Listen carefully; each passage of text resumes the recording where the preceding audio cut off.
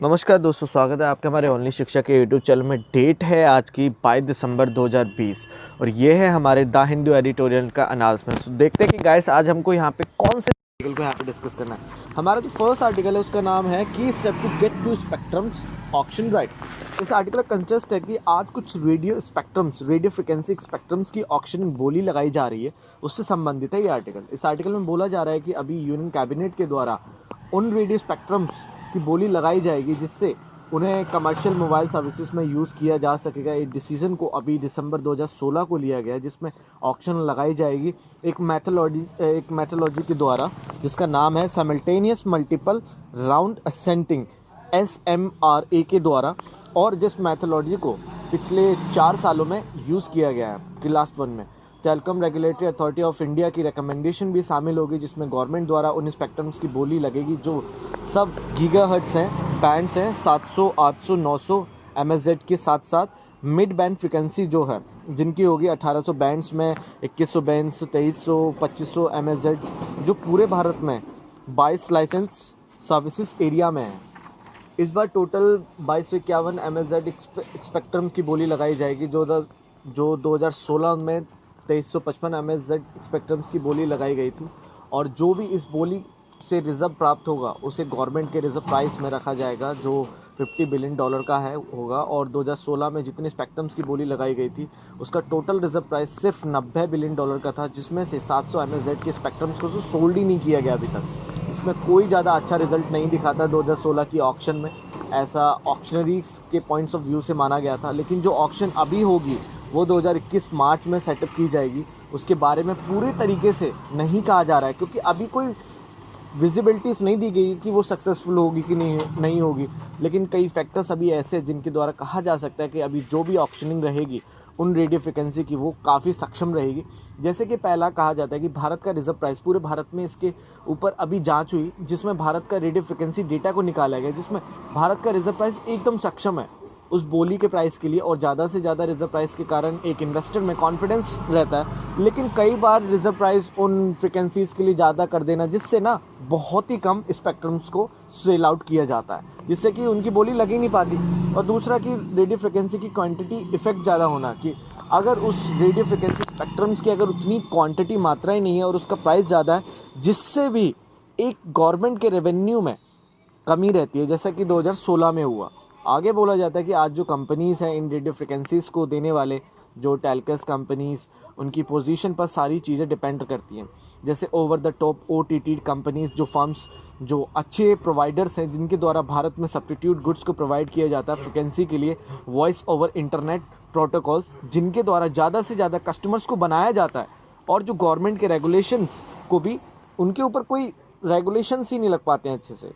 क्योंकि गवर्नमेंट लगा ही नहीं पा रही है। जो भी रेगुलेशंस लगते हैं तो उनको फॉलो ही नहीं किया जा पाता, ऐसा कुछ प्रॉब्लम रहता है उन सब में। और आज जो VoIP को यूज़ करने वाले पॉपुलेशन काफ़ी ज़्यादा है जिससे होने वाले ऑक्शन में बोली के प्राइस को जीता जा सकेगा। और आज इन टेलकोस OTTs द्वारा सभी डिजिटल नेटवर्क डिवाइसेस पर कनेक्टिविटी होने से ऐप्स में पूरी मार्केट को कैप्चर करा गया है। आज शायद से इनके द्वारा इन ऑक्शंस के लिए कम कीमतों पर डील की जा सकती है। आगे कहा जाता है कि आज अनलाइसेंस स्पेक्ट्रम्स को एलोकेट करना वाईफाई सिस्टम के लिए जिससे मोबाइल डेटा का कम यूज़ होता है। वाईफाई द्वारा सभी नेटवर्क्स को सपोर्ट दिया जाता है आज, जिससे आज मोबाइल डेटा की डिमांड कम हुई है। अगर पूरे वर्ल्ड में सभी कंट्रीज़ को शामिल किया जाए जिसमें USA में आज अनलाइसेंस कर दिया गया है वी बैंड स्पेक्ट्रम्स को, ये रेडियो फ्रिक्वेंसीज़ हैं जो एक वाईफाई में होती है, जो 60 GHz जो पेंसिल बीम लैंड है और बैंड है और जो वायरलेस फाइबर है, और उस 60 GHz के द्वारा ज़्यादा से ज़्यादा एरियाज़ को कवर भी किया जाता है। इसकी क्वालिटी है जिससे आज हर एक एरियाज़ में वर्ल्ड के हर जगह पर वाईफाई फिक्स्ड वायरलेस की सर्विसेज को यूज़ किया जा रहा है। और आज जितना ज़्यादा इन अनलाइसेंस किया जाएगा इस वाईफाई रेडियो फ्रिक्वेंसी को, उससे काफ़ी ज़्यादा डिमांड कम हुई है लाइसेंस स्पेक्ट्रम्स की रेडियो फ्रिक्वेंसीज़ को लेके वाईफाईज़ में। आगे बोला जाता है कि आज रेडियो फ्रिक्वेंसीज़ की क्वालिटी भी एक ऑक्शन के टाइम पर ही पता लगती है, जिससे कह सकते हैं कि आज उनके स्पेक्ट्रम्स में कोई विजिबिलिटीज़ नहीं है क्योंकि गवर्नमेंट का गाइडलाइंस पूरे तरीके से ना देना, ऑक्शंस में प्राइसेस की अच्छी पकड़ ना होना, ये सब भी कारण रहते हैं। और जो स्पेक्ट्रम्स 5G ऑक्शन के लिए जो है 3.6 गीगाहर्ट्ज़ के, जिसकी ऑक्शन 2021 के लेट में की जाएगी, जिसके अभी उसके प्राइजेस के बारे में कुछ क्लियर नहीं कहा जा रहा है, जिसकी वजह से काफ़ी प्रॉब्लम्स रहती हैं और अभी भी अनसर्टेनिटी बनी हुई है 26GHz के लिए। Department of space for mobile services के अनुसार आज कम ऑक्शनिंग के लिए कम जनरल व्यू होना, जिससे जो विडर्स में काफ़ी ज़्यादा आशंका बनी रहती है उस रेडियो फ्रिक्वेंसी स्पेक्ट्रम्स को परचेज में, जिसके लिए उन्हें काफ़ी इंतज़ार भी करना पड़ता है कई बार तो। और जो कई स्पेक्ट्रम्स ऐसे हैं जिसके लिए सभी ऑपरेटर्स अभी भी रुके हुए हैं, क्योंकि गवर्नमेंट द्वारा पूरी नॉलेज, पूरी गाइडेंस ना देना, जिससे ऑक्शनिंग हो ही नहीं पाती। जो ऑक्शनिंग ये अभी 2021 के मिड में की जाएगी जिन स्पेक्ट्रम्स के लिए जो अभी भी रुके पड़े हैं, जिन्हें अभी पेंडिंग में रखा गया, और उन कंपनीज़ पर भी एक प्रेशर बना रहता है उन ऑक्शनिंग्स को लेकर। और जो रिज़र्व प्राइजेज़ हैं अलग अलग बैंड्स के लिए होते हैं, जिन्हें ट्राई द्वारा रिकमेंडेड किया जाता है एवरेज प्राइस पर MSZ पर पॉपुलेशन पर, जो $3 का होगा सब गीगाहर्ट्ज़ बैंड्स पर, और $1.70 एक मिड बैंड पर रहेगा। इस डेटा को प्राप्त किया गया अन्य कंट्रीज़ के ऑक्शनिंग की डीलिंग से। आगे बोला जाता है कि खरीदारों के लिए सबसे ज़्यादा चिंतक है वो रिज़र्व प्राइस। अगर ये रिज़र्व प्राइस ज़्यादा है तो जिससे उन डिवाइसेस का प्राइस ज़्यादा होता है, जिसके कारण कई स्पेक्ट्रम सोल्ड ही नहीं की जा पाते, जैसा कि 2016 के ऑक्शन में देखा गया था। ये काफ़ी बड़ा कारण है एक ऑक्शन में इन डिवाइसेस का सेल ना होने पाने का। और जो स्पेक्ट्रम्स हैं ये काफ़ी कुछ टाइम के लिए लिमिटेड रिसोर्सेज होते हैं, अगर इन्हें यूज़ नहीं किया जाता लंबे टाइम के लिए तो ये अपने आप ही ख़राब हो जाते हैं। आज इस कोविड में सभी कंपनीज़ के द्वारा वर्क फ्रॉम होम मेथड को यूज़ में लाया गया, जिससे वर्क किया जा रहा है आज घर में, जिसके लिए आज गवर्नमेंट को इन स्पेक्ट्रम्स को टाइम से सोल्ड कर देना चाहिए, जिससे इन रिसोर्सेज को यूज़ में लिया जा सके। और जिसके लिए बोली लगाने से पहले गवर्नमेंट को कुछ चेंजेस भी करने चाहिए अपने ऑक्शनिंग डीलिंग्स में, उनके लिए गाइडलाइंस भी निकालनी चाहिए, जैसे कि जो रिज़र्व प्राइसेस में बदलाव करने चाहिए आज, जिनसे ज़्यादा से ज़्यादा कम किया जा सके उनके प्राइजेस को, उन स्पेक्ट्रम के प्राइजेस को, उन 700 MSZ स्पेक्ट्रम्स के लिए जिस प्राइजेस पर उन्हें ऑक्शन करना है उसे कम किया जाए। और जो एक गोल्डन बैंड है जिसके द्वारा कंट्री के आसपास के लो एरियाज़ को कवर किया जा सकता है,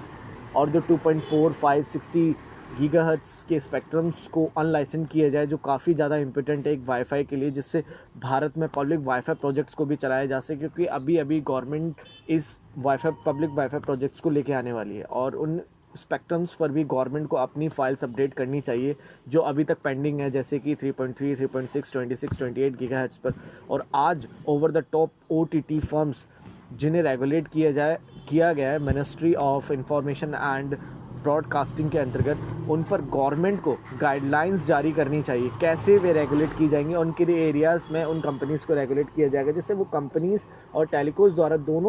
द्वारा मिलकर सर्विसेज को दिया जा सके पूरे भारत में। अंत में बोला जाता है कि Paul R Morgan, Robert B Wilson को अभी नोबेल प्राइज़ से सम्मानित किया गया इकोनॉमिक साइंसेस में ऑक्शंस के लिए, जिनके द्वारा SMR के मेथड को सक्षम बताया गया है इस बोली के लिए। लेकिन ये मेथड तभी सक्षम हो पाएगा जब गवर्नमेंट द्वारा ऊपर कही गई बातों को सभी को ध्यान रखा जाएगा। अगर उनके प्राइसेस में चेंज किए जाएंगे तभी ये मेथड सक्षम होंगे, अन्यथा ये मेथड्स भी सक्षम नहीं हो पाएंगे। हमारा जो सेकंड आर्टिकल है उसका नाम है नेपाल इन टर्मोइल। इस आर्टिकल कंटेस्ट है कि नेपाल के प्राइम मिनिस्टर KP ओली जी द्वारा आज वहाँ की डेमोक्रेसी को नष्ट किया जा रहा है उन्हीं द्वारा, जिससे आज वहाँ के कॉन्स्टिट्यूशन में उथल पुथल हो रखी है। इस आर्टिकल में बोला जा रहा है कि अभी PM KP ओली जी द्वारा पार्लियामेंट में अपनी गवर्नमेंट को डिसॉल्व करने की बात कही गई है, और जिसे अप्रूव भी किया गया है वहाँ की प्रेसिडेंट विद्या देवी भंडारी जी द्वारा, जिसमें आज वहाँ की डेमोक्रेसी में कॉन्स्टिट्यूशन के साथ खिलवाड़ किया जा रहा है और वहाँ आज पॉलिटिकल इंस्टेबिलिटी पैदा हो गई है। मिस्टर ओली जी जो नेपाल कम्युनिस्ट पार्टी के लीडर हैं, जिनके द्वारा 2/3 मेजॉरिटी है पार्लियामेंट में जिनकी गवर्नमेंट की, जिनके द्वारा आज ये स्टेप लिया गया है, जिसमें उनके ही पार्टी के लीडर्स द्वारा प्रेशर दिया गया उन पर इस ऑर्डिनेंस को वापस लेने के लिए, जिसे इशूड लास्ट भी किया गया था PM ओली द्वारा। आज वहाँ की अपोजिशंस और अन्य लीडर्स रूलिंग पार्टी के सभी द्वारा इस ऑर्डिनेंस को हटाने की बात कही जा रही है, क्योंकि इस ऑर्डिनेंस के पास हो जाने से वहाँ के पूरे सिस्टम में चेक और बैलेंस की पावर ख़त्म हो जाएगी और वहाँ पे एक डिक्टेटरशिप रूल लगेगा, और जिसमें वहाँ के PM के पास सबसे ज़्यादा पावर बनेगी। और जिसके लिए आज पीएम ओली जी द्वारा ऐसे स्टेप्स और ऐसे ऑर्डिनेंस को लाया जा रहा है, जिससे वहाँ की डेमोक्रेसी आज काफ़ी ज़्यादा खतरे में। मिस्टर ओली जी द्वारा इस ऑर्डिनेंस को वापस लेने के लिए कहा भी गया था, लेकिन फिर भी उनके कैबिनेट द्वारा पार्लियामेंट में डिसोल्यूशन, अपनी गवर्नमेंट को डिसॉल्व करने की बात कही गई, उनकी पार्टी को ख़त्म करने की बात कही गई। अभी 2021 के अप्रैल मई में इलेक्शन होने वाले हैं वहाँ पे, जिसमें आज नेपाल के कॉन्स्टिट्यूशनल एक्सपर्ट्स द्वारा मिस्टर ओली के ख़िलाफ़ में लीगल एक्शंस लिए जा रहे हैं उनके ऑर्डिनेंस के लिए, क्योंकि नेपाल के 2015 के कॉन्स्टिट्यूशन के द्वारा पार्टीज़ को इतनी पावर दी गई है कि वे पार्लियामेंट में अपनी गवर्नमेंट को डिसॉल्व कर सकते हैं अपने 5 ईयर की टर्म एंड होने से पहले, लेकिन तभी की जा सकती है जब असेंबली ना हो और किन्हीं भी पार्टीज़ द्वारा अगर गवर्नमेंट नहीं बनाई जा पा रही है तो। लेकिन आज यह इशू को वहाँ के सुप्रीम कोर्ट ऑफ नेपाल में पेश किया गया है। आगे बोला जाता है कि मिस्टर ओली की कम्युनिस्ट पार्टी ऑफ नेपाल और उनके अलायंसेस पार्टनर द्वारा मिलकर 2017 में गवर्नमेंट बनाई गई थी मेजॉरिटी से, जिससे काफ़ी आशा थी कि कुछ न्यू डेमोक्रेसी को लाया जाएगा, कुछ न्यू रेफरेंडम्स फॉर्म्स को लाया जाएगा, क्योंकि नेपाल पास्ट में एक मोनार्की कंट्री था जहाँ पे एक राजकीय शासक था, जिससे वहाँ के इलेक्शन से 2017 से वहाँ पे रिपब्लिकन डेमोक्रेसी को अडॉप्ट किया गया वहाँ पे। लेकिन गवर्नमेंट के बनने के बाद ही 1 साल के अंदर अंदर वहाँ की CPN और UML communist party of Nepal, जिसे लेड किया गया था फॉर्मर प्राइम मिनिस्टर पुष्प कमल दहल द्वारा, जिनके द्वारा मिलकर एक बड़ी कम्युनिस्ट पार्टी बनी थी, नेशनल कम्युनिस्ट पार्टी नाम से। लेकिन उसके बाद से दोनों पार्टीज़ में फंडामेंटल डिफरेंसेस हैं, दोनों पार्टीज़ में एक फैक्शन सा दिखता है अपनी अपनी पावर्स को लेके, जिसके कारण ये बहुत ज़्यादा उथल पुथल रहती है वहाँ पे। आज मिस्टर ओली द्वारा डिक्टेटरशिप, वन पार्टी रूल के लिए डिसीजंस लिए जा रहे हैं, जहाँ पर उनके द्वारा पीएम ही द्वारा अपनी पावर्स को शेयर ना करने के लिए ज़्यादा से ज़्यादा एक्शन लिए जा रहे हैं और अन्य फैक्शंस के साथ में, क्योंकि वे नहीं चाहते कि वे अपनी पावर्स को किसी भी अपने गठबंधन के साथ में शेयर करें, जिससे मिस्टर ओली जी द्वारा जो पास्ट में डिसीजन लिए गए, जिनमें उनके पार्टी लीडर्स द्वारा उन्हें पद से हटाने की मांग की गई थी, और आज उनके पास पार्टी का सपोर्ट ना होना और उनके द्वारा कॉन्स्टिट्यूशन को अमेंड करना और ओली द्वारा ही अपने रूलिंग गवर्नमेंट को डिसॉल्व के लिए डिसीजन लेना, जिससे काफ़ी ज़्यादा इम्पैक्ट आएगा नेपाल पर, क्योंकि आज पूरे वर्ल्ड में कोविड की महामारी है और कोविड के साथ साथ नेपाल में आज इकोनॉमिक क्राइसिस भी है, जिससे काफ़ी ज़्यादा बहुत ज़्यादा प्रॉब्लम बिगड़ेगी नेपाल में, जिससे शायद आने वाले सालों में नेपाल को बहुत सारे चैलेंजेस का सामना करना पड़ेगा आज, क्योंकि ओली जी द्वारा एक डेमोक्रेसी के लिए कम, अपनी पावर्स के लिए ज़्यादा कार्य किए जा रहे हैं। तो गाइस, ये था आज का हमारा the Hindu editorial analysis and I wish कि आपको वीडियो अच्छी लगी होगी। अगर आपको वीडियो अच्छी लगी तो प्लीज़ वीडियो को जल्दी से लाइक, शेयर एंड सब्सक्राइब जरूर करें। Thank you very much.